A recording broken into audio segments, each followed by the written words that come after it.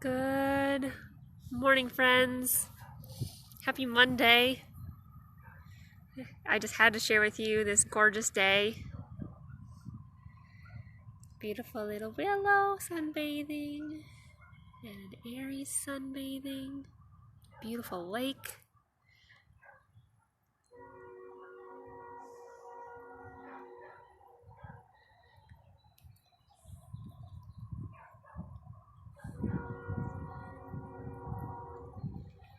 It's supposed to be like 80 degrees here today, which is pretty crazy. But I thought I'd pop in here and share with you something that I have been thinking about and processing quite a bit in the last, I would say a couple months. So, and I put that quote in the description of this video. Don't carry around an old version of yourself. And that has a lot to do with something that I have been processing as I've been thinking about. Oh, this is so cute. You need to see this first. They're rolling down the hill. Aww. You guys like the warmth? Yeah. Anybody else have a happy dog or are a happy person today sunbathing outside? Here in Minnesota, it's already like 65 degrees and it's supposed to be like 80-ish today. So, super fun. Anyway, I got distracted. But they're a cute distraction. So, the quote, don't carry around an old version of yourself. And this really started for me thinking about this more when I actually started teaching high schoolers in January. So I hadn't done a lot with high school since student teaching, and I really enjoy it. I really like the age. I really like the thing that they're able to do more difficult things as far as singing goes and repertoire. But it's also somewhat new to me, right? Or new in the sense that I haven't done it in a while. And something that I realized as I was driving on my way to teach one Thursday is that I was feeling anxious. And I thought to myself, well, why am I anxious? It was a similar feeling to the feeling that I used to get when I would be having a really challenging class at school, when I taught public school. And I thought to myself, well, what's that about, right? Like, these students are very different students. The situation is entirely different. I'm setting myself up in this situation for success, whereas before I felt like I was being set up for not success, right? And I thought to myself, why am I feeling that way? And then I realized that I was, in essence, living in an old version of myself in that moment. I personally have grown a ton since that experience, since that time, and I am continuing to grow and change all the time, right?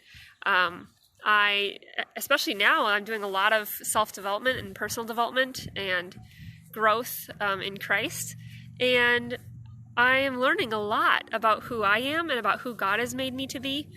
But in that instance, I was feeling those feelings of anxiety and of lack of control and of something bad, the sense that something bad was going to happen, even though I knew in my mind that nothing was going to happen, because my feelings and my body was living in an old version of myself. And I was holding on to that sensation and that past experience rather than letting myself be renewed daily, renewing my mind daily in Christ and who He has created me to be and who I am in this moment, right?